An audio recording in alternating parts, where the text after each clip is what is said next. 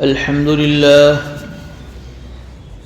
لله نحمده ونستعينه ونستغفره ونؤمن به ونتوكل عليه ونعوذ بالله من شرور أنفسنا ومن سيئات أعمالنا من يهد الله فلا مضل له ومن يضلله فلا هادي له ونشهد أن لا إله إلا الله وحده لا شريك له ونشهد أن سيدنا ومولانا محمدا عبده ورسوله وبارك وسلم تسليما كثيرا أما بعد فأعوذ بالله من الشيطان الرجيم بسم الله الرحمن الرحيم ثم قست قلوبكم من بعد ذلك فهي كالحجارة أو أشد قسوة وإن من الحجارة لما يتفجر منه الأنهار وإن منها لما يشقق فيخرج منه الماء وإن منها لما يهبط من خشية الله وما الله بغافل عما تعملون صدق الله العظيم.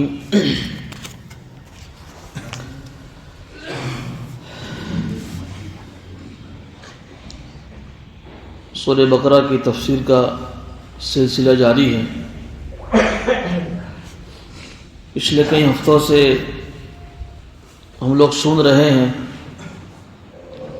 کہ حضرت موسیٰ علیہ السلام کے زمانے کے جو یہودی تھے اور عام طور پر جو بنو اسرائیل تھے جو حضرت یعقوب علیہ السلام کی اولاد کہلاتی ہیں، ان پر اللہ رب العزت نے بہت ساری نعمتیں نازل فرمائی تھیں. پچھلے کئی ہفتوں سے ہم بہت ساری نعمتوں کا تذکرہ سن رہے ہیں. اتنی ساری نعمتیں اپنے آنکھوں سے دیکھنے کے بعد ہونا یہ چاہیے تھا کہ بنو اسرائیل اللہ کے حکم کے سامنے جھک جاتے ہیں، اپنے وقت کی نبی کی بات کو مان لیتے ہیں اور تورات نامی جو کتاب ان پر نازل ہوئی تھی اس کتاب کے جو احکامات تھے اس کو قبول کر لیتے ہیں. لیکن ان کے مزاج کے اندر اتنا زیادہ ٹیڑھا پن تھا اور گناہ کرنے کی وجہ سے ان کے دل اتنے سخت ہو گئے تھے کہ وہ اللہ کے کسی حکم کو قبول کرنے کے لیے تیار نہیں تھے. اس لیے کہ جب آدمی گناہ کرتا ہے تو گناہ کرتے کرتے اس کا دل بالکل کالا ہو جاتا ہے. جب وہ توبہ نہیں کرتا ہے تو وہ دل بالکل کالا ہو جاتا ہے. اور حدیث شریف میں یہاں تک آتا ہے کہ وہ دل ایسا کالا ہوتا ہے کہ گویا ایک الٹا برتن جس کے اوپر اگر پانی ہزاروں لیٹر بہایا جائے تو برتن کبھی بھرتا نہیں ہے. ایک لوٹا ہے، ایک جگ ہے، ایک کپ ہے، ایک گلاس ہے، اس کو اگر تم الٹا کر دو اور اس پر ہزاروں لیٹر پانی ڈالو تو کبھی بھی نہیں بہے گا. تو وہ دل بھی اس الٹے برتن کی طرح ہو جاتا ہے کہ پھر کوئی خیر کی بات، کوئی دین کی بات، کوئی شریعت کی بات، کوئی سنت کی بات، کوئی حدیث کی بات اس پر اثر نہیں کرتی. اور یہ دل کی سختی کی نشانی ہے. یہی حال بنو اسرائیل کا ہو گیا تھا کہ اپنی آنکھوں سے اتنی ساری اللہ کی قدرت کی نشانیاں دیکھی، اپنے آنکھوں کے سامنے دیکھا کہ سمندر کے اندر جو پانی تھا اس میں راستے بن گئے. 12 راستے بنتے ہوئے اپنے آنکھوں سے دیکھا ہے. اپنے آنکھوں کے سامنے اپنے دشمن فرعون کو ہلاک ہوتے ہوئے دیکھا. دریا پار کرنے کے بعد وادی تیہ میں جو ایک طرح کی جیل تھی، اس جیل کے اندر بھی اللہ نے ان کو طرح طرح کی نعمتیں دی. من و سلوہ کی نعمتیں، دھوپ سے بچنے کے لیے بادل کی نعمت، کپڑے میلے نہ ہو تو اس کے لیے انتظام، جو آدمی بڑا ہو جاوے کپڑے اس کے مطابق بڑے ہو جاوے، اس کا انتظام، کیسی کیسی نعمتیں اپنے آنکھوں کے سامنے دیں۔ گزشتہ سے پہلے والے ہفتے ہم نے تفصیل سے جب موسیٰ علیہ السلام کے زمانے کا اگائے والا واقعہ بھی ہم نے سنا کہ قاتل، مرڈر کرنے والا، اس نے مرڈر کر کے اپنا قتل چھپایا، اپنے چچا کو بھتیجے نے قتل کر دیا، اب قاتل کا پتہ نہیں چل رہا ہے۔ تو پھر وہ تفصیل سے ہم نے سنا کہ گائے ذبح کرنے کا حکم ملا، اس میں بھی انہوں نے کتنے سارے سوالات کیے اللہ کے حکم کے سامنے، پھر وہ گائے ملی، اور گائے کا جو ہے ایک گوشت کے ایک لوتھڑے پر، ایک گوشت کے ٹکڑے پر اس جس کا مرڈر ہوا تھا مقتول کا، اس کے اوپر مارا تو اس مقتول نے قاتل کا نام بتایا۔ یہ بھی انہوں نے اپنے آنکھوں کے سامنے دیکھا۔ کسی عجیب یہ چیز تھی کہ ایک مرا ہوا آدمی جو کبھی بول نہیں سکتا ہے، لیکن اللہ کے حکم سے اس مرے ہوئے نے اپنے قاتل کا نام بتایا، تو پھر بھی ان کے دل نرم ہو جانے چاہیے تھے اور پھر توبہ کر لینی چاہیے تھی، لیکن انہوں نے توبہ نہیں کی اور اللہ کے حکم کے سامنے اپنے آپ کو سرنڈر نہیں کیا۔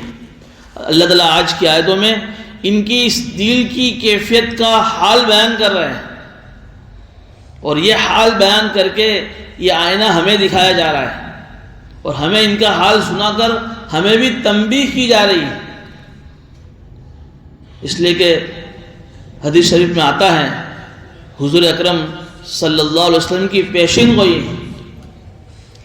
کہ لَتَتَّبِعُنَّ سُنَنَ مَنْ كَانَ قَبْلَكُمْ شِبْرًا بِشِبْرٍ إِلَى آخِرِ الحدیث، کہ جو خرابیاں، جو برائیاں، جو گناہ بنو اسرائیل نے کیے تھے میری امت میں بھی وہ سارے گناہ ہوں گے، یہاں تک کہ اگر بنو اسرائیل کے کسی آدمی نے، کسی بدبخت نے اپنی ماں کے ساتھ زنا کیا ہوگا تو میری امت میں بھی ایک ایسا بدبخت آئے گا جو اپنی ماں کے ساتھ زنا کرے گا۔ حضوت نعل بن نعل، چپل جوتے جو ہوتے ہیں اس کی دونوں سائز برابر ہوتی ہے، 7 نمبر ہے تو دونوں 7 نمبر کے جوتے ہوتے ہیں۔ تو حضور نے کہا کہ جو برائیاں، جو گناہ، جو بیماریاں ان بنو اسرائیل میں تھی وہ ساری کی ساری بیماریاں میری امت میں بھی پیدا ہوگی۔ گویا کہ حضور اکرم صلی اللہ علیہ وسلم کی ایک پیشین گوئی بھی تھی، اس لیے قرآن کریم ہمیں متنبہ کر رہا ہے کہ اگر یہ چیزیں اگر ہمارے اندر پیدا ہو رہی جو بنو اسرائیل میں تھی، ضدی ہونا، مزاج کا ٹیڑھا پن ہونا، اللہ کے حکم کے سامنے سوالات کرنا، اپنی منمانی چلانا، شریعت کے حکم کے سامنے اپنی چلانا، یہ جو مزاج ہیں، یہ جو بیماریاں ہیں ساری بنو اسرائیل میں تھی جو آج ہماری امت میں بھی پیدا ہو رہی ہے۔ دل کی سختی کا ہونا، حدیث میں نے 4 چیزیں بدبختی کی نشانی ہیں کہ اللہ کے ڈر سے کبھی آنکھ سے آنسو نہ نکلے، قرآن پڑھا جا رہا ہے، قرآن کی تلاوت ہو رہی ہے، لیکن دل اتنا سخت ہے کہ کبھی اللہ کے خوف سے آنسو نہیں آ رہے ہیں۔ دل کی سختی کہ کبھی اللہ کی کوئی قدرت دیکھی، کوئی اللہ کا کوئی نعمت دیکھی، کبھی دل نرم نہیں ہوا، کسی مصیبت زدہ انسان کو دیکھ کر کبھی دل میں نرمی پیدا نہیں ہوتی، بلکہ اوپر سے خوشی ہوتی ہے کسی کی مصیبت کو دیکھ کر کہ اچھا ہوا اس کے ساتھ یہ ہوا، ہونا ہی چاہیے تھا۔ یہ خدا کے خوف سے آنسو کا نہ نکلنا، دل کا سخت ہو جانا، امیدوں کا لمبا لمبا ہو جانا، بڑی بڑی امیدیں آدمی باندھ رہا ہے، ابھی تو اس کی عمر 20 سال کی ہے، 25 سال کی ہے، اور 50 سال کی فیوچر کی سوچ رہا ہے، لمبی لمبی امید ہے کہ میں جب ویل سیٹ ہو جاؤں گا تو میں ایسا مکان بناؤں گا اور میں ایسی لائف سٹائل کے ساتھ زندگی گزاروں گا، لگژری میری لائف ہوگی، میرے بچے ایسے ہوں گے، ایسی لمبی لمبی امیدیں باندھنا، حال کی کچھ خبر نہیں، اور 100 سال کی فکر کر رہا ہے، سامان 100 برس کی، پل کی کوئی خبر نہیں۔ اور لالچی ہو جانا، مزاج کے اندر لالچ کہ اتنی انکم آ رہی، اتنی آمدنی ہو رہی ہے، لیکن لالچی اتنا ہے کہ ابھی بھی حل میں مزید، بس اور کہیں سے آ جاوے، یہاں سے آ جاوے، یہاں سے آ جاوے، اس کے لیے صبح سے مارا پھر رہا ہے۔ یہ حدیثوں میں بتا، یہ دل کی سختی کی نشانیاں ہیں، یہ ساری چیزیں بنو اسرائیل میں تھی جو میری امت میں بھی پیدا ہوگی۔ تو یہ آئینہ ہمیں دکھایا جا رہا ہے قرآن کریم کے اس درس میں ہم بیٹھے ہیں، تو ہمیں بھی نیتیں کرنی ہے کہ صرف برسوں سے، کئی سالوں سے سن رہے ہیں تو صرف سننا برائے سننا نہ ہو، سننے کے بعد دل کے اندر عمل کی توفیق پیدا ہو، دل کے کانوں سے سنا جائے، اس پر عمل کی نیت سے سنا جاوے.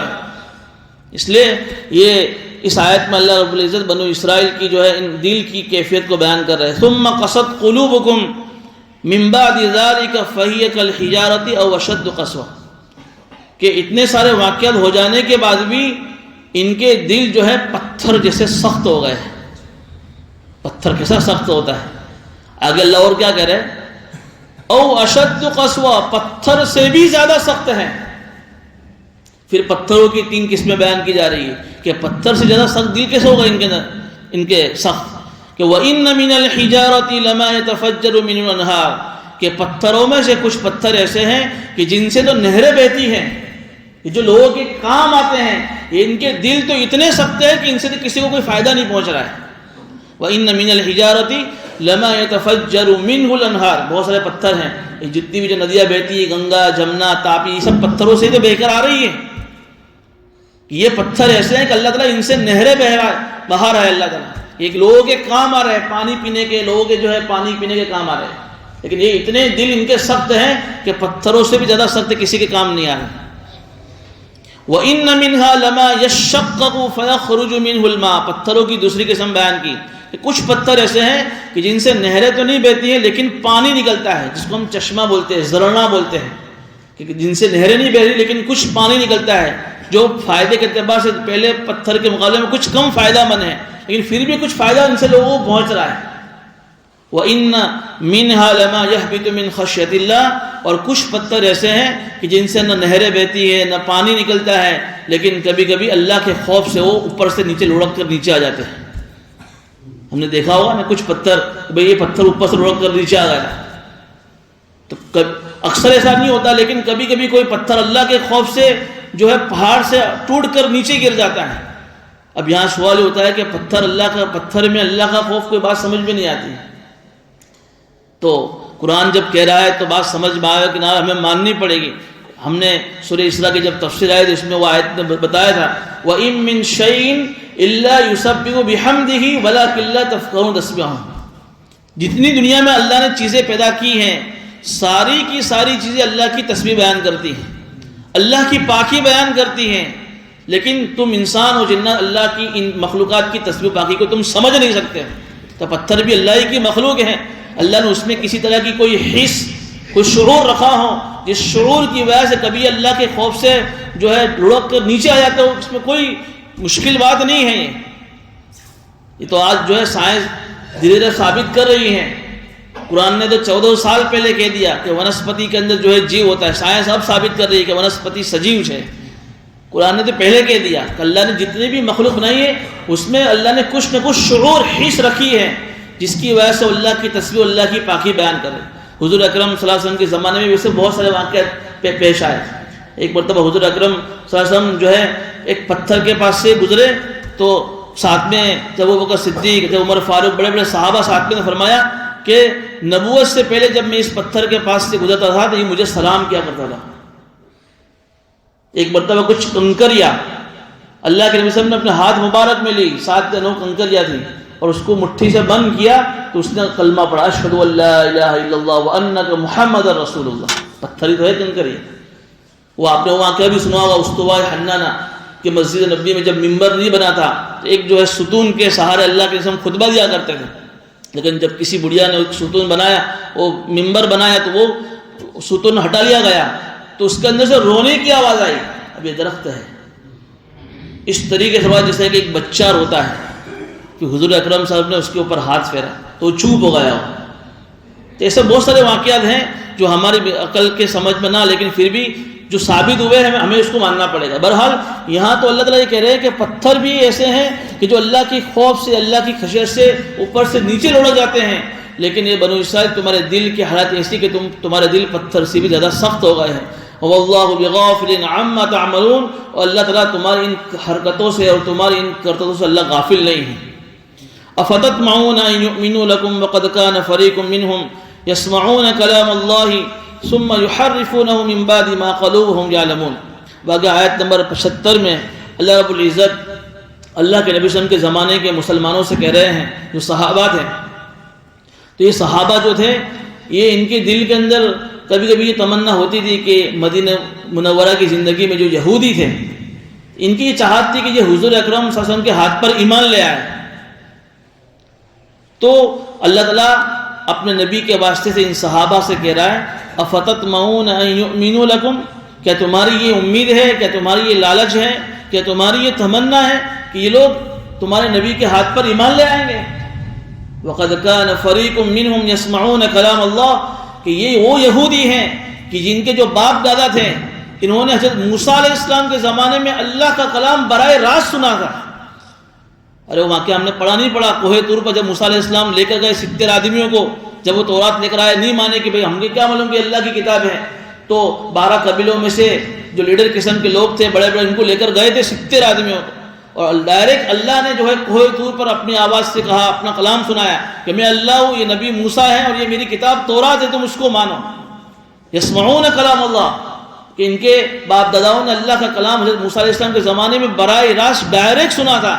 لیکن ثم یحرفونہ من بعد ما قالوا، لیکن جب وہ نیچے آئے سننے کے بعد اور اپنی قوم کے پاس آئے تو کیا کہنے لگے کہ ہاں یہ اللہ کی کتاب تو ہے لیکن اس میں تھوڑی سی تبدیلی کر ڈالی. کہ اللہ نے یوں بھی کہا ہے کہ اس کتاب تورات نامی کتاب میں جو احکام تمہیں سخت لگے، ہارڈ لگے، تو تم اس پر عمل مت کرنا، حالانکہ اللہ نے سب کچھ کہا ہی نہیں. یسمعون کلام اللہ ثم یحرفونہ من بعد ما قالوا، اس کلام کو سمجھ لینے کے بعد بھی انہوں نے اللہ کے اس کلام میں چینجنگ تبدیلی کر دی. وہم یعلمون، اور یہ بھولے سے نہیں، جان بوجھ کر. پھر تم کیا امید رکھتے ہو ان کے بیٹوں سے، ان کے پوتوں سے کہ جو اللہ کے نبی کے اوپر ایمان لائیں گے؟ ان کی دل کی سختی کی یہ حالت ہے کہ یہ اپنے باپ دادا کے روش پر چل رہے ہیں. اللہ تعالیٰ اپنے زمانے کے جو ہے اللہ کے نبی صلی اللہ علیہ وسلم کے زمانے کے صحابہ کو یہ کہہ رہے ہیں کبھی سدھرنے والے نہیں ہیں. اس لیے کہ جب دل سخت ہو جاتا ہے، میں نے بتایا کہ حدیث مانا کہ خیر کی بات اللہ تعالیٰ اس پر مہر لگا دیتے ہیں، سیل ہو جاتا ہے دل پر، اللہ تعالیٰ جو ہے سیل پیک کر دل کو جو ہے بالکل بند کر دیتے ہیں کہ تم یہ صحابہ اپنے زمانے کے یہودیوں سے کوئی اچھی امید مت رکھو، ان کے دل سخت ہو گئے ہیں کہ ان کے باپ دادا تو ایسے تھے، یہ اپنے باپ دادا کی روش پر چل رہے ہیں. آج بھی جو بھی تورات نامی کتاب ہمارے سامنے ہیں، جتنے بھی جو نسخے ہیں، تورات اور انجیل دونوں یہ آسمانی کتابیں تھیں. انجیل عیسیٰ علیہ السلام پر نازل ہوئی، تورات حضرت موسیٰ علیہ السلام پر نازل ہوئی. ان کے خود آج کے زمانے کے یہودی عیسائی بھی کہتے ہیں کہ ہماری کتاب جو آسمانی کتاب ہمارے نبی پر نازل ہوئی تھی بعینی وہ کتاب ہے ہی نہیں. اس لیے کہ جس زمانے میں جو آئے انہوں نے اپنے اپنے حساب سے اس میں تبدیلی کرنا شروع کر دی. اب ہوتا کیا تھا، آگے جو آیت آئی اس کو سمجھنے کے لیے کہہ رہا ہوں کہ کبھی کبھی جو مدینے میں جو یہودی تھے اس میں اکثر منافق ہو گئے تھے.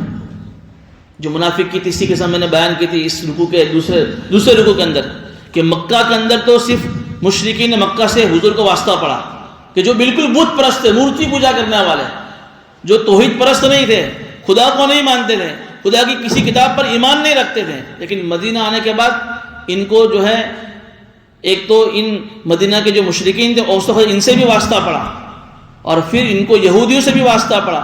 پھر یہودی کے اندر سے کچھ منافق بنے کہ ظاہر میں حضور کے ہاتھ پر ایمان لے آئے اور کہا کہ ہم مسلمان ہیں، لیکن انہوں نے اپنا کفر اپنے دل میں چھپایا، اور دل میں کفر چھپا کر ظاہر میں مسلمانوں کے پاس جا کر بیٹھتے تھے.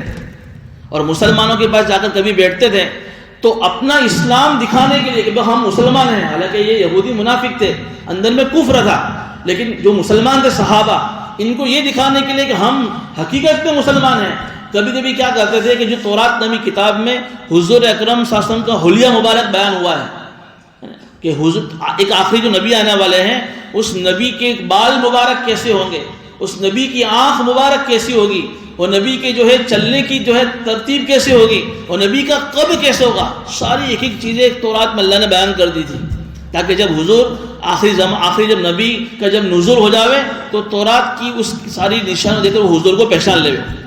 تو یہ لوگ کبھی کبھی یہ جو منافق تھے یہ مسلمانوں کے پاس جا کر تورات کے اندر جو حضور اکرم صلی اللہ علیہ وسلم کی جو صفات تھی، جو خوبیاں بیان کرتے تھے کہ حضور اکرم صلی اللہ علیہ وسلم کا حلیہ مبارک کیسا ہوگا، قد مبارک کیسا ہوگا، یہ وغیرہ. پھر جب یہ اپنی یہودیوں کی مجلس میں جاتے تو جو کٹر منافق تھے وہ ان کو ڈانٹتے تھے کہ تم کو کچھ بانے ہے کہ نہیں، تم وہاں مسلمانوں کے پاس جا کر اپنے تورات کی ساری باتیں ان کو بتاتے ہو جو اللہ نے تمہارے تورات کے اندر نازل کی ہیں، تو کل قیامت کے دن پھر یہ تمہارے خلاف حجت کریں گے یہ مسلمان کہ دیکھو ان کو سب معلوم تھا کہ تورات میں حضور اکرم صلی اللہ علیہ وسلم کی خوبیاں مبارک یہ تھی، پھر بھی انہوں نے آخری نبی پر ایمان نہیں لایا، تو تم کیا کرو گے؟ پھر تم اللہ کو کیا منہ دکھاؤ گے؟ دیکھیے کٹر منافق اپنے کمزور منافقوں کو یہ ڈانٹ رہا ہے، یہ دل کی سختی. سب معلوم ہے کہ تورات میں کیا ہے، سب معلوم تھا کہ حضور اکرم صلی اللہ علیہ وسلم کی خوبیاں کیا ہیں، لیکن وہ کمزور منافق کیا کرے؟ وَإِذَا لَقُوا الَّذِينَ آمَنُوا قَالُوا آمَنَّا، کہ جب وہ کمزور منافق ایمان والوں کے پاس جاتے تھے تو کہتے کہ ہم تو ایمان والے ہیں. وَإِذَا خَلَا بَعْضُهُمْ إِلَىٰ بَعْضٍ، جب آپس میں یہ منافق ایک دوسرے سے ملتے تھے تو قول جو کٹر منافق ہوتے تھے وہ کمزور منافقین سے جو مسلمانوں کی مجلس میں جا کر بیٹھتے ان سے کہ أَتُحَدِّثُونَهُمْ، کیا تم ان کو وہ باتیں بتاتے ہو بِمَا فَتَحَ اللَّهُ عَلَيْكُمْ، جو اللہ نے تم پر تورات میں نازل کی ہے، لِيُحَاجُّوكُمْ بِهِ عِنْدَ رَبِّكُمْ، کہ نتیجہ کیا ہوگا کہ کل قیامت میں مسلمان تمہارے خلاف حجت کریں گے، اللہ سے دلیل کریں گے، دیکھو اللہ ان کو سب معلوم تھا. افلا تعقلون، تمہیں کچھ عقل نہیں؟ یہ دل کی سختی، سب معلوم ہونے کے بعد بھی اس کو چھپانا. اگر اللہ کیا کرے؟ اولا يعلمون ان اللہ يعلم ما يسرون وما يعلنون، کیا انہیں معلوم نہیں ہے کہ یہ کس سے چھپا رہے؟ اس ذات سے چھپا رہے، اس اللہ سے چھپا رہے جس کو تو یعلم ما یسرون، وہ تو ساری چھپی ہوئی باتوں کو بھی جانتا ہے اور ظاہری باتوں کو بھی جانتا ہے. اللہ سے تم کیا چھپاؤ گے؟ ان مسلمانوں سے تم چھپا رہے ہو، کہ اللہ کہہ رہے کہ جس کے سامنے تمہیں پیش ہونا ہے قیامت میں اس کو تو سب خبر ہے کہ تم کیا چھپا رہے ہو، کیا ظاہر کر رہے ہو. یہ ان کی دل کی سختی کی دوسری نشانی.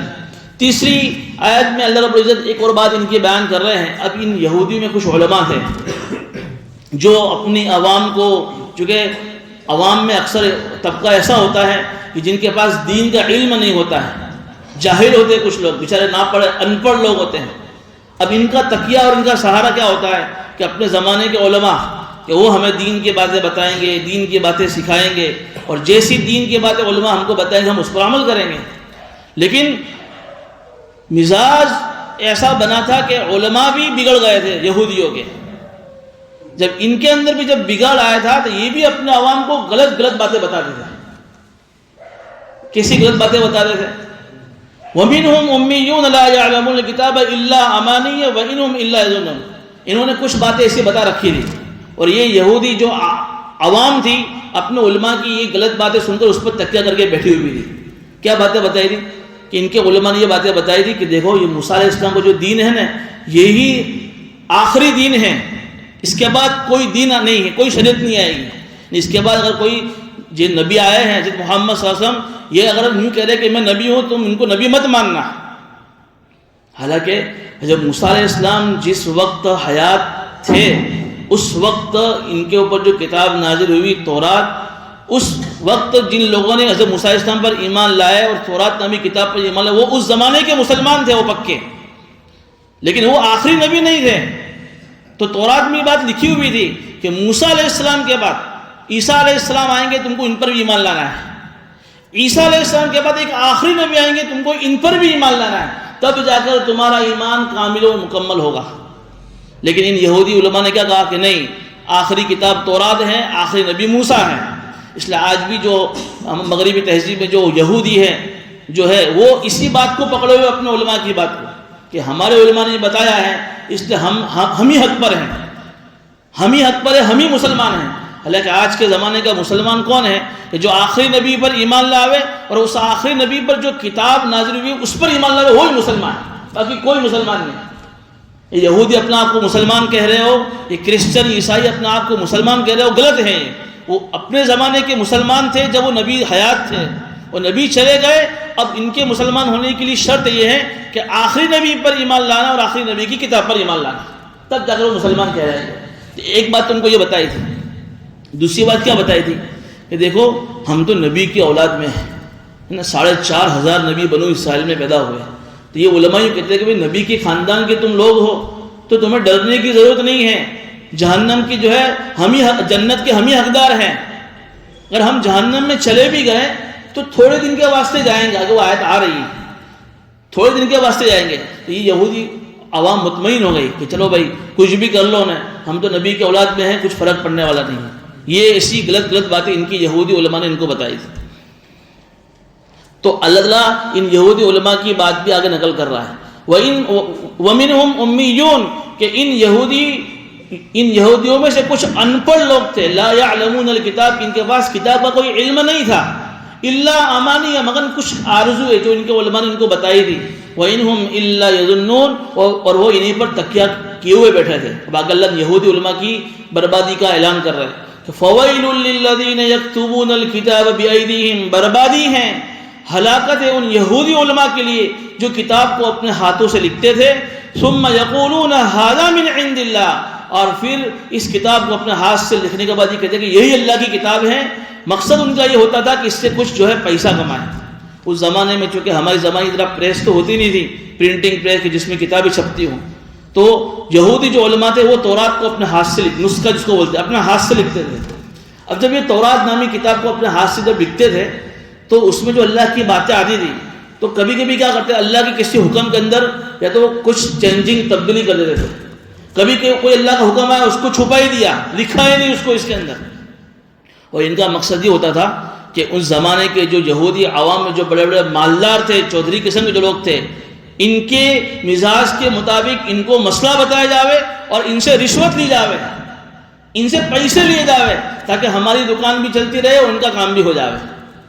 یہودی جس کو علماء سو کہتے ہیں کہ جو اپنی دنیاوی فائدے کے لیے، جو اپنی واہوائی کے لیے، جو اپنا ڈنکا بجانے کے لیے، عوام میں اپنی امپریس ڈالنے کے لیے لوگوں کو ایسے مسائل بتاوے جس سے لوگ خوش ہو جاوے، اللہ نے اس کو ایسے لوگوں کو علماء سو کہا جاتا ہے۔ یہ یہودی علماء کی مزاج میں یہی تھا کہ یہ لوگ کیا کرتے تھے، تورات نامی نسخے میں کچھ باتیں کچھ احکام چھپا دیتے، جیسے میں نے ایک مثال اس کے پہلے بھی دی تھی کہ ایک یہودی تورات میں جو سزا تھی، شادی شدہ کوئی جوان اگر زنا کرتا ہے تو اس کی سزا جو قرآن میں وہی سزا تورات میں بھی تھی کہ اس کو رجم سنسار کر دیا جائے، کھڈا کھودا جائے گا آدھا اور اس کو جو ہے پھر پتھر مار کے اس کو ختم کر دیا جائے گا، اس کی سزا یہی ہے۔ اب کوئی بیچارہ غریب آتا مسئلہ پوچھنے کے لیے تو اس کو تو وہی سزا بتاتے ہیں کہ بھائی تیرے بیٹے کو تو اس طرح سے رجم کیا جائے گا۔ لیکن اس زمانے میں ایک ایسا واقعہ پیش آیا کہ اس عالم کے پاس ایک مالدار بیٹے کا واقعہ ایسا ہوا، ایک کسی مالدار کے بیٹے نے یہ حرکت کر دی، شادی کے بعد زنا کیا، تو وہ سزا جو تورات کی نہیں چھپا دی اس کو، چونکہ اس کو ڈر تھا کہ اگر میں اس مالدار کے بیٹے کو یہ تورات کی اصل سزا سناؤں گا تو اس سے مجھے جو ہدیہ آ رہے ہیں، اس سے مجھے جو رشوتیں مل رہی ہیں، جس سے میری دکان چل رہی ہے، جس سے میرا کام چل رہا ہے، وہ سب بند ہو جائے گا۔ تو اس نے کیا کیا کہ دیکھو ایک کام کرو، تمہارے بیٹے کا منہ کالا کرو اور اس کو پورے بازار میں گھما دو، اس کی سزا ختم۔ دیکھیے تورات کے اندر بالکل سزا میں تخفیف کر دی ہے۔ تو یہ یہودی علماء کے بارے میں اللہ کہہ رہے ہیں فَوَيْلٌ لِّلَّذِينَ يَكْتُبُونَ الْكِتَابَ بِأَيْدِيهِمْ، ہلاکت ہے، بربادی ہے ان علماء کے لیے جو کتابوں کو اپنے ہاتھ سے لکھتے تھے، پھر لوگوں سے یہ کہتے تھے کہ یہ اللہ کی کتاب ہے، حالانکہ اللہ کی کتاب تو کون سی تھی جس میں صحیح صحیح باتیں ہیں، لِيَشْتَرُوا بِهِ ثَمَنًا قَلِيلًا، تاکہ اس کی وجہ سے کچھ پیسے کمائے جائیں۔ فَوَيْلٌ لَّهُم مِّمَّا كَتَبَتْ أَيْدِيهِمْ، اللہ کہہ رہے ہیں بربادی ہے ان کے اس لکھنے کے اوپر، وَوَيْلٌ لَّهُم مِّمَّا يَكْسِبُونَ، اور بربادی ہے ان کے ان پیسوں پر جس کو وہ حاصل کر رہے ہیں۔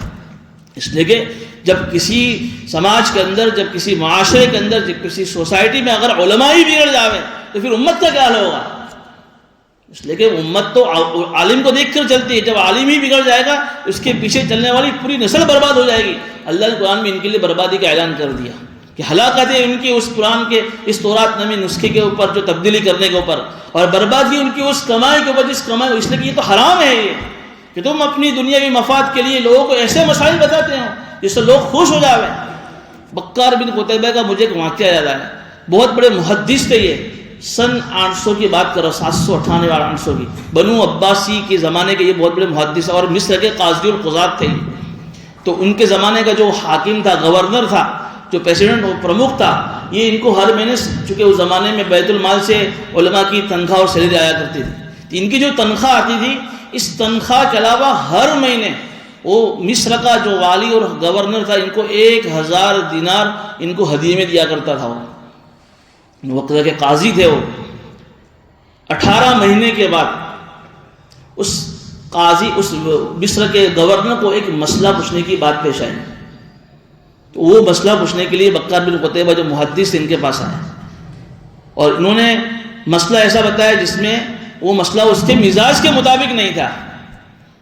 تو اس نے کیا کہا کہ میں تم کو ہر مہینے جو 1000 روپے دینار دے رہا ہوں، اس کا مطلب کیا ہوا؟ کیا مطلب ہو اس کا؟ یہ مطلب اس کا یہ ہے کہ میں جو کہوں ایسا ہے تم کو کرنے کا، تم میرے مزاج کے خلاف فتویٰ دو گے تم مجھے. تو اس نے کہا کہ ٹھہرو ایک. وہ اپنے روم میں گئے محدث، اور 18 مہینوں کے جو 18,000 دینار تھے وہ لا کر اس کے سامنے پھینکے. یہ تیرے 18,000 دینار، میں نے ایک دینار بھی اس کو استعمال نہیں کیا ہے. مجھے معلوم تھا کہ کبھی کوئی ایسی نوبت آئے گی تو مسئلہ پوچھنے کے لیے آئے گا، لیکن میں کوئی دین کو بیچنے کے لیے نہیں بیٹھا ہوں، میں شریعت کو بیچنے کے لیے نہیں بیٹھا ہوں. یہ تیرے 18,000 دینار لے پکڑ، لیکن مسئلہ تو وہی رہے گا جو شریعت کا ہے. اس مصر کے گورنر نے ان کو جیل میں بھیج دیا، اور پوری زندگی انہوں نے جیل میں گزاری. کہ شریعت کے سامنے کسی کی کوئی نہیں چلے گی. شریعت بیچنے کے لیے تھوڑی ہے، شریعت تو جو ہے وہی ہے جو قرآن و حدیث پہ نازل ہوئی ہے. لیکن جو لوگ اس طریقے سے کرتے ہیں ان کا مقصد کیا ہوتا ہے کہ ہاں ایسا مسئلہ بتاوے کہ لوگوں میں ہماری واہوائی ہو جاوے، لوگ ہماری تعریف کرنے لگے، لوگ ہمیں کچھ ہدیہ دیتے ہوئے. تو ایسے علماء کے لیے اللہ نے قرآن میں جو ہے تباہی و بربادی کا اعلان کیا ہے. فَوَيْلٌ لَّهُم مِّمَّا كَتَبَتْ أَيْدِيهِمْ وَوَيْلٌ لَّهُم مِّمَّا يَكْسِبُونَ. ہلاکت ہے و بربادی ہے ایسے لوگوں کے لیے جو اس طریقے سے جو ہے کتاب میں تحریف کرتے ہیں اور اس طریقے کی کمائی حاصل کرتے ہیں. اب آگے اللہ فرما رہے ہیں وَقَالُوا لَن تَمَسَّنَا النَّارُ إِلَّا أَيَّامًا مَّعْدُودَةً. اور یہ لوگ یہ کہہ رہے ہیں کہ ہم کو تو جہنم کی آگ نہیں چھوئے گی مگر چند دن. جو ان کے علماء نے ان کو بتایا تھا، اللہ اسی کو نقل کر رہے ہیں. لیکن یہودی کی ایک جو اندھ سدہ یہ ہے کہ جہنم تو جو ہے ہمارے لیے نہیں ہے، تو دوسرے لوگوں کے لیے ہے، اور ہم چلے بھی گئے تو چند دن جائیں گے. چند دن کا مطلب کچھ باتیں لکھی ہے کہ کچھ یہودی یوں کہتے تھے کہ ہم تو صرف 7 دن جائیں گے جہنم میں، 8واں دن پھر ہم سیدھے جنت میں. اور کہ حساب کیا لگاتے تھے؟ وہ یوں کہتے تھے کہ پوری دنیا کی عمر 7,000 سال کی ہے، تو 1,000 سال کے بدلے میں 1 دن، تو 7,000 سال کے بدلے میں 7 دن.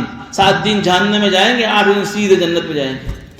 کچھ یہودی نانا اتنا کم نہیں، 40 دن ہم رہیں گے. کہ کیوں 40 دن؟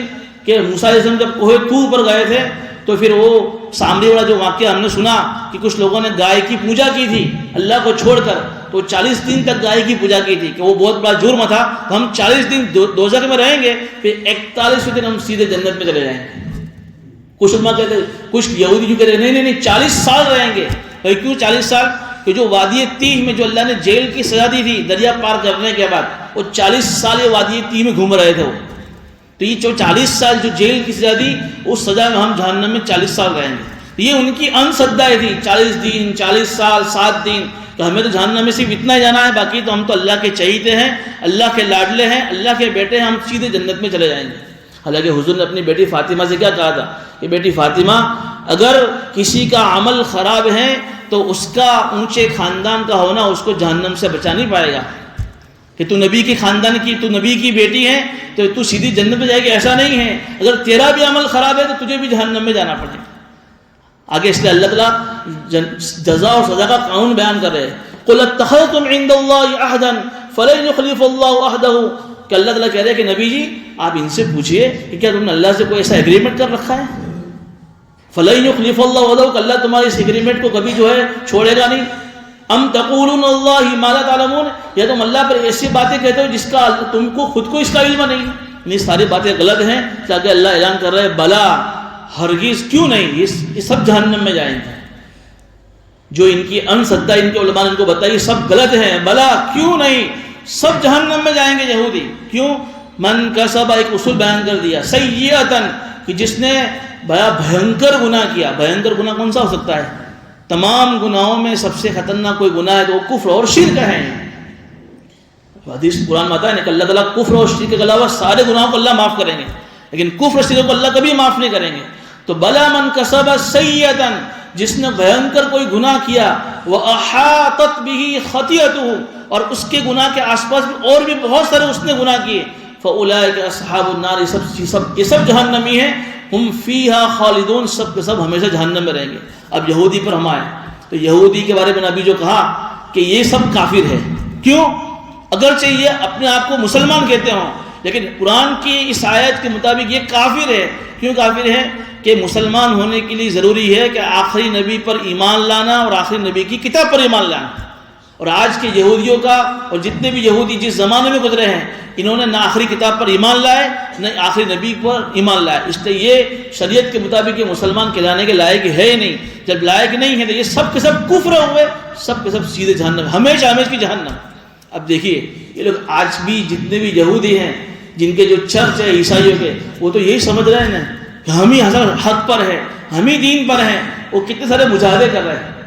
حضرت عمر فاروق کے زمانے میں ایک پادری پوپ جس کو بولتے گزرا، اور اس کی عمر اتنی زیادہ ہو گئی تھی، 100 سال سے زیادہ اس کی عمر تھی. اس بڑھاپے کی وجہ سے جو آنکھوں کی پلکیں ہوتی ہیں بالکل سفید ہو گئی تھی، اور اتنی بڑی ہو گئی تھی کہ وہ جھک رہی تھی، جس کی وجہ سے آنکھیں بھی چھپ گئی تھی. وہ مرا تو اس کا جنازہ حضرت عمر کے سامنے سے گزرا. حضرت عمر فاروق نے جب یہ جنازہ دیکھا تو آنکھوں سے آنسو آ گئے. تو صحابہ نے کہا کہ نبی اللہ کسی مسلمان کا یا امیر المومنین یہ کسی مسلمان کا جنازہ نہیں ہے، یہ تو کوئی یہودی کا جنازہ ہے.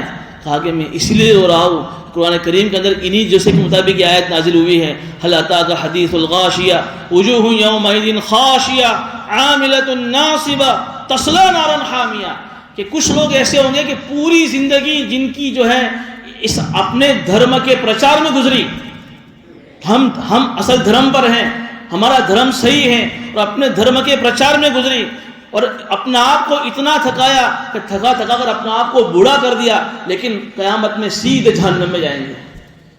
مجھے رونا آ رہا ہے اس آدمی کو دیکھ کر کہ پوری زندگی اپنے دین کو صحیح سمجھ کر اس پر محنت کی، لیکن نتیجہ کیا ہوا؟ نتیجہ یہ ہوگا کہ قیامت میں سیدھے جہنم میں جائے گا.